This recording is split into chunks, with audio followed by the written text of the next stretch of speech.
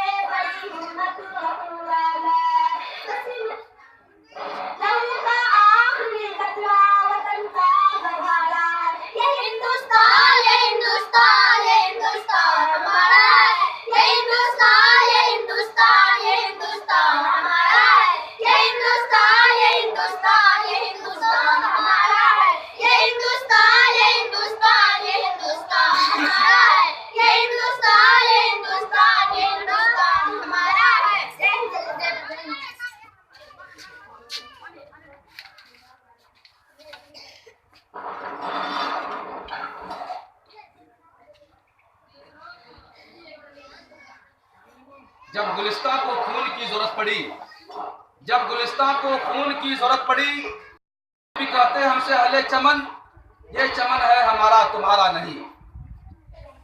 आजाद हिंदुस्तान के आजाद बाशिंदों, आज आजादी के नए बगुल बजाने के लिए 26 जनवरी यौम जमहूरिया का राष्ट्रीय त्यौहार मनाने के लिए हम आप बैठे हैं। ये मुल्क गुलाम था, इसको आजाद करने के लिए उलमा आगे बढ़े, पहले मुसलमान आगे बढ़े।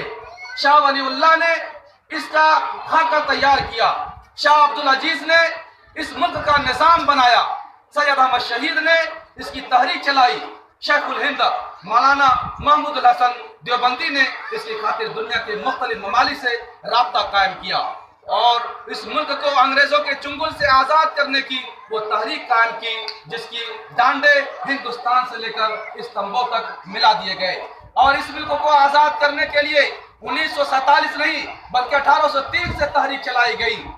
इस मुल्क के बाशिंदे उलमा के जद्दोजहद के नतीजे में, उलमा के सूली चलने के नतीजे में और उलमा की शहादत के नतीजे में, माल टांडो माल जिला वतन किए जाने के नतीजे में इस मुल्क को आज़ादी मिली।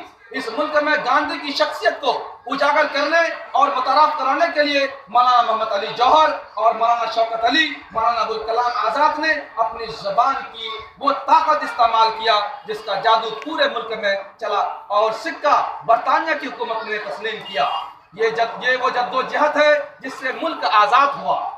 जब वतन को खून की जरूरत पड़ी थी, जब मुल्क गुलाम था, उस वक्त सच्चे मुसलमान और वफादार गर्दनें कटवाने वाले हम हिंदुस्तानी थे। और जब मुल्क को आज़ादी के लिए अच्छे लीडर की जरूरत थी, उस वक्त महात्मा गांधी को राष्ट्रीय पिता कहने का लक़ब दिया गया। लेकिन जब मुल्क हिंदुस्तान आज़ाद हो गया, हम हिंदू और मुसलमान हो गए और हम यहाँ के देशद्रोही हो गए और महात्मा गांधी देशभक्ति नहीं करार दिया जा रहा है। हालांकि जब मुल्क गुलाम था, उस वक्त हम सच्चे मुसलमान कहलाते थे। अगर लीग और कांग्रेस